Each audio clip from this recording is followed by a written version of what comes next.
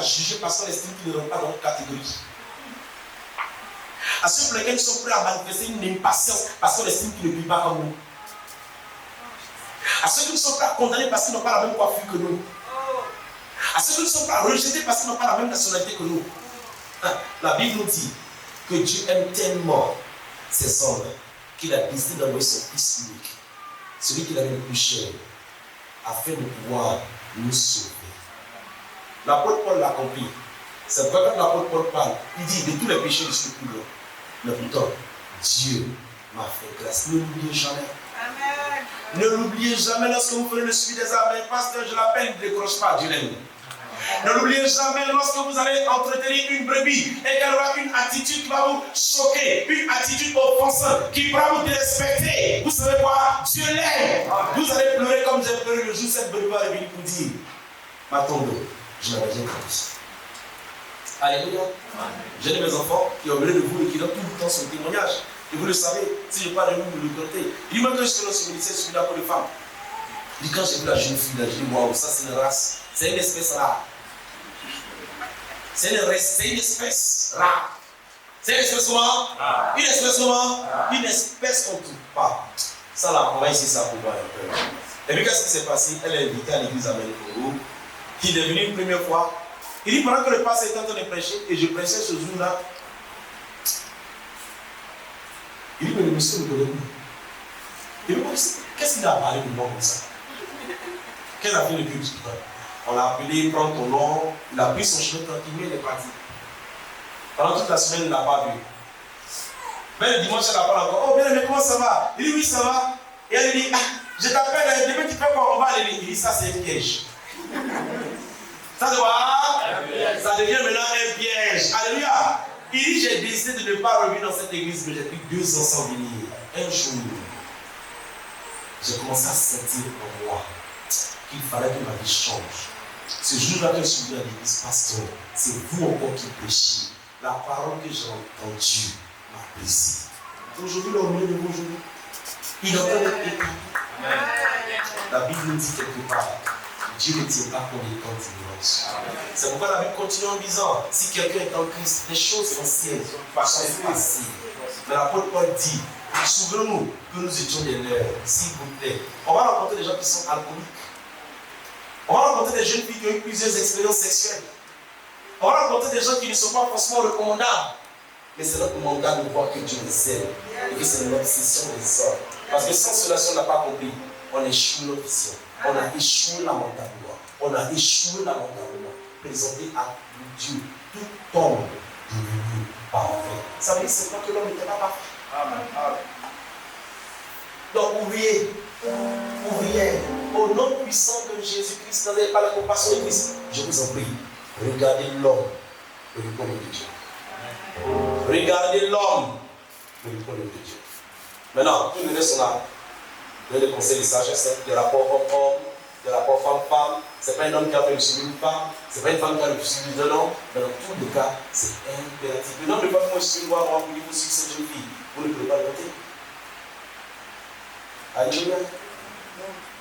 Donc, les ordonnés comme vous êtes ce soir, par la compassion de Christ, n'oubliez jamais que l'homme, c'est l'obsession de Dieu. Si on regarde un peu le portefeuille de Dieu, on va voir seulement des hommes. Alléluia. On va voir seulement des hommes. Dieu pleure, son cœur crie pour des hommes. Il dit, soyez des imitateurs comme je le suis moi-même de Christ. Il n'a pas dit, soyez des imitateurs de Christ que vous ne voyez pas. Ça veut dire que le Saint-Esprit attend que les hommes et les femmes puissent manifester Christ dans leurs habitudes, dans leur façon de vivre, dans leur style vestimentaire, dans la façon de parler. Et je crois que c'est ce Christ-là que forcément on vous a présenté. Et le premier point, c'est la famille. Et la famille, pas seulement l'église. On l'a dit. C'est pourquoi je suis déçu quelquefois des femmes qui se battent avec l'église, qui se battent avec l'appel de Dieu. Parce que ce qu'on leur dit, c'est que vous passez avant l'église. Église, est-ce qu'on est d'accord avec ça? Amen. Qui va vouloir que son pasteur divorce avec sa femme parce que lui, il est membre de l'église? Lève la main. Non, on passe n'a pas divorcer en tout cas parce que moi, je suis membre de l'église. Qui veut ça? On est d'accord? Le divorce, c'est l'une des stratégies les plus efficaces pour empêcher les hommes de croire à l'amour de Dieu. Savez-vous qu'on se marie en fait pour l'expression de l'amour de Christ pour son église? On ne se marie pas d'abord parce qu'on va avoir des enfants. On se marie parce que Dieu a mis dans le mariage l'expression de son amour pour l'Église, en fait les hommes. La Bible nous dit que celui qui a dit l'homme quittera son père et sa mère s'attachera chaque jour. C'est Adam, ça n'a jamais été Dieu. Mais pourquoi Adam peut le dire? Parce qu'il était rempli de cet esprit qui n'est pas péché. Et qu'à l'instant où il parlait, c'est le Saint-Esprit qui prophétisait au travers de lui. Mais lorsque l'homme va pécher, il y a une phrase que Dieu n'a pas allumée.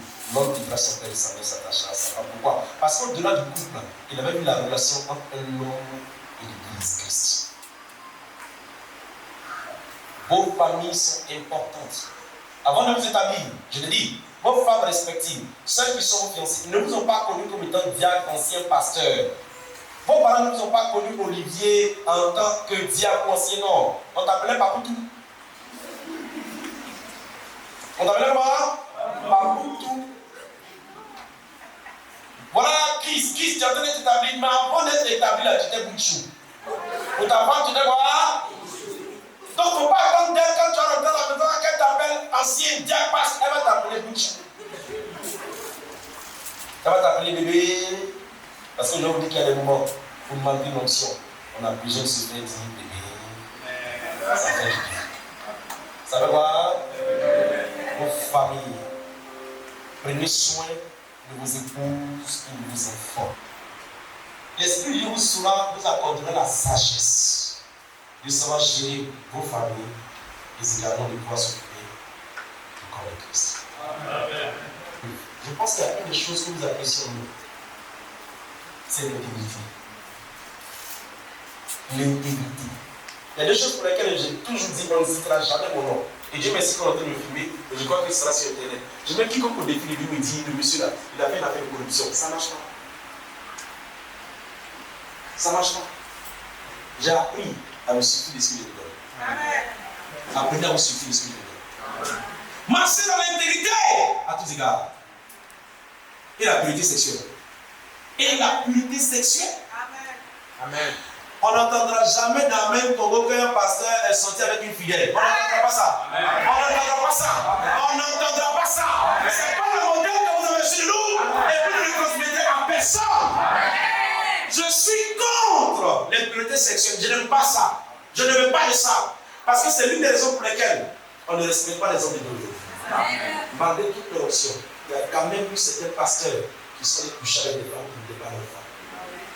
C'est-à-dire, si vous êtes là aujourd'hui et qu'il y a un membre de vos églises où vous serez établi qui doit se marier et qu'on apprend que c'est le frère qu'on veut marier là, ou bien le frère qui veut marier, c'est un frère d'Amen Congo, le papa va dire si c'est un membre d'Amen Congo, prenez la fille à cadeau. Prenez, laissez d'autres là, parce que eux là, c'est des hommes et des femmes de valeur. L'un des principes, c'est l'intégrité. Le dernier point.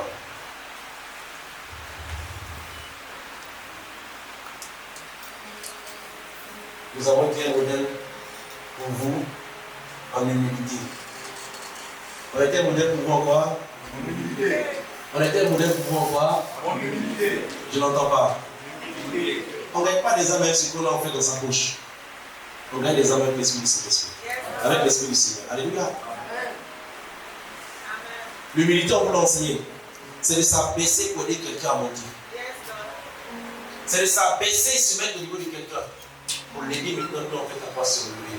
Mais c'est ce que Jésus a fait à ses femmes. La Bible nous dit qu'on a trouvé un flagrant délit d'adultère. Quand on dit flagrant délit, ça veut dire qu'on t'a attrapé la main dans le sac. On est procureur parmi nous ce soir. Quand on dit flagrant délit, ça veut dire qu'on n'a pas imaginé. On n'a pas supposé, on t'a attrapé. Donc on peut imaginer qu'on l'a attrapé. On l'a vraiment attrapé, on l'a attrapé. Et on l'a amené aussi devant le Seigneur Jésus-Christ. Écoutez-moi, ma gueule. La Bible dit qu'ils étaient prêts à la tuer. Qu'est-ce qu'il a fait? Il s'est baissé. Il s'est baissé. Il s'est mis au même niveau. Pourquoi? Parce qu'ils ont dû pousser cette femme. Et elle n'était pas sur ses pieds. Elle était tombée dans l'humiliation. Il s'est mis à son niveau. Quand il a délivré la méchanceté des hommes, il a ensuite posé la question, pour tous ceux qui veulent te tuer. Elle va répondre, il dit, Seigneur, ils ne sont plus là. Il va continuer en disant, maintenant, va, ne le pêche plus. Et c'est le but. Pourquoi? Parce qu'il s'est mis à son niveau. On ne veut pas de pasteurs pédants. On ne veut pas de pasteurs qui sont tellement importants qu'ils ne peuvent pas s'asseoir chez des gens où il y en a. Vous arriverez, on vous offre des taboulés pendant les visites des arbres. Asseyez-vous sur des taboulés parce que c'est ce que ces personnes vont vous offrir. Faites le ministère avec l'humilité. La Bible dit que l'homme qui est le plus grand aîné d'une femme à l'époque de Jésus, il s'appelait Jean-Baptiste. Et la Bible dit que Jean-Baptiste n'a jamais fait le miracle. Mais il est resté dans son appel et préparer le chemin du Seigneur. Faites le ministère avec l'humilité. C'est vrai qu'on doit s'habiller pour ce qui est l'assemblée. Alléluia.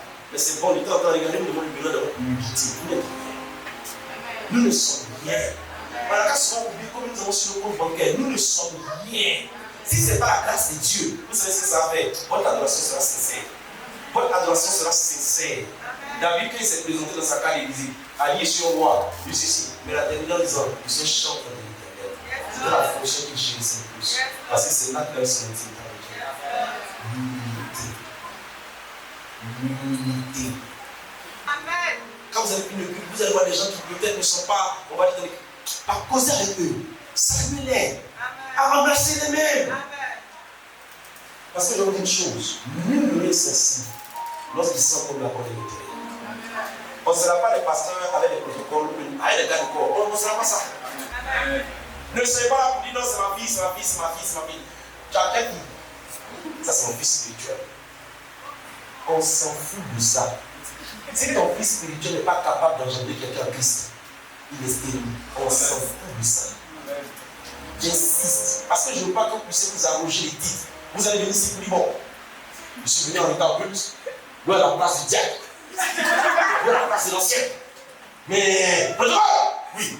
Mais comment ça se fait que la place des pasteurs n'est pas réservée? Si vous venez en état, c'est moi-même qui vais mettre des bouts de votre place. Alléluia. Soyez comment? Soyez comment? Soyez comment? Soyez comment? Et le dernier point, je vais vous dire, s'il vous plaît, soyez des modèles de réussite sociale. L'évangile qui consiste à dire aux gens, oui, donne ta vie à Jésus-Christ sans arrêt, et puis bon, tu seras sauvé. Les gens doivent être sauvés. Amen. Alléluia. Lisez les Écritures, la Bible nous déclare qu'il y a plusieurs qui ont suivi les soirs. Quand ils ont mangé le bon poisson, ils ont mangé le bon chaos, avec le bon madessou. Quand ils étaient rassasiés, ils ont dormi, ils ont laissé Jésus dormir. La Bible nous demande qu'ils ont commencé à le chercher. Et quand ils l'ont vu, il dit fait un miracle pour qu'on puisse croire en toi. Mais qu'est-ce qu'on a fait hier? Il dit fait un miracle et puis on va croire en toi. Jésus m'a dit, tu vois, sur la. Là, on va répondre, il dit vos pères vous ont donné en fait le pain qui vient du ciel. Mais ce n'est pas la vraie manne. La vraie manne vient de là. Mais lorsqu'il a dit si vous mangez de mon corps et buvez mon sang, ils sont tous partis. Ils sont tous partis. Ça nous prouve que les gens aussi ont faim. Pourquoi c'est important de réussir socialement? Parce qu'on ne va pas être un poids sur les religieux. Amen. Alléluia. Si Joseph d'Arimathée n'était pas Joseph d'Arimathée, Jésus ne serait pas sorti du tombeau. Pourquoi? Parce que personne de ses disciples, socialement, ne pouvait aller voir le roi pour demander le corps. C'est parce qu'il était socialement béni qu'il a pu avoir un accès au roi pour dire on a besoin du corps de celui qui a été crucifié là, celui qui est au milieu. Et parce qu'il était connu comme étant quelqu'un également de prospère, la Bible nous dit qu'il va dire à Joseph, allez-y prendre le corps. C'est là que la prophétie s'accomplit. Oh mort, où est ton pouvoir? Tombeau, où est ton pouvoir? Il a pu sortir du tombeau. On ne peut prêcher qu'il est sorti du tombeau. Parce que quelqu'un l'a aidé à rentrer dans le tombeau. Et celui qui l'a aidé à rentrer dans le tombeau là, ce n'était pas quelqu'un. Alléluia. Ce n'était pas quelqu'un. Ce n'était pas quelqu'un. Mais ici, les enfants, on a eu beaucoup de temps. Quand je suis montré que je vous ai vu, dès que je vous ai vu entrer, j'étais plein d'émotion. J'étais ému. J'étais vraiment content. On n'a pas voulu le long chemin. Merci de nous avoir supportés. Merci de nous avoir supportés. Parce que je reconnais qu'on n'est pas facile. On n'est pas facile. Quelquefois, vous êtes venus, on nous voit, on nous dit non, oui, si vous me voyez papa, il va me consoler. Et vous êtes repartis avec des réprimandes. Vous vous souvenez comment il a dit? N'est-ce pas? Quelquefois, vous êtes venus en pensant que non, oui, vous allez dire quelque chose, il m'a dit que tu avais raison. Non, on vous a plutôt répliqué, vous dit non, pourquoi est-ce que tu étais si jamais quand tu vas juger la Bible? N'est-ce pas? Quelquefois, on vous a poussé dans les programmes de l'unité. On vous a dit non, on ne fera rien. Donc, nous, c'est votre programme. Nous, quand on veut que ce soit fait, et on vous a dit vous lever comme étant une seule famille. Vous n'avez pas échoué. Amen. Cette cérémonie n'est qu'une cérémonie, mais qui s'est déjà produite dans le ciel. Amen. Amis, au nom de cette église, je dois vous demander de là où vous êtes, de commencer à prier pour eux. Que la grâce de Dieu repose sur leur vie. Que l'appel que Dieu a prévu sur leur vie puisse arriver. L'apôtre Paul a pu dire, il dit, j'ai mené le bon combat, j'ai achevé. Jésus-Christ Nazareth lui-même s'est tenu devant le Père.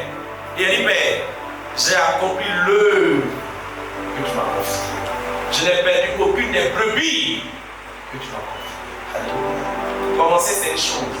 C'est pourquoi le Seigneur lui va le dire. La fin d'une chose vaut mieux que son commencement. Commencer c'est bien, mais arriver jusqu'à la plénitude, c'est vraiment autre chose. Et il est là où il ça.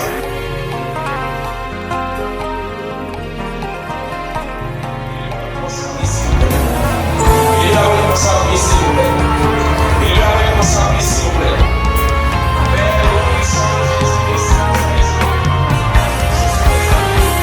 Au-devant de moi, aucune issue. Je ne vois plus de salut. L'espérance d'un jour meilleur a disparu. Les forces me manquent pour me relever. De partout où je suis accablé. Je me demande si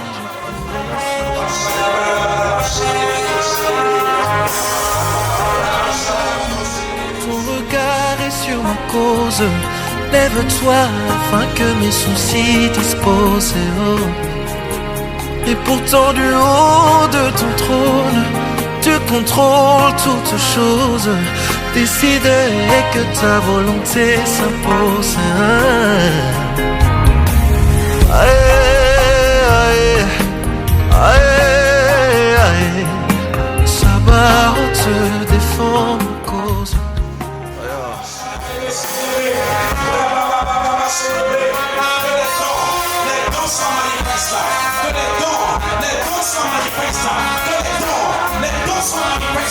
Il est écrit à chacun, la manifestation de l'esprit est accordée pour l'utilité commune.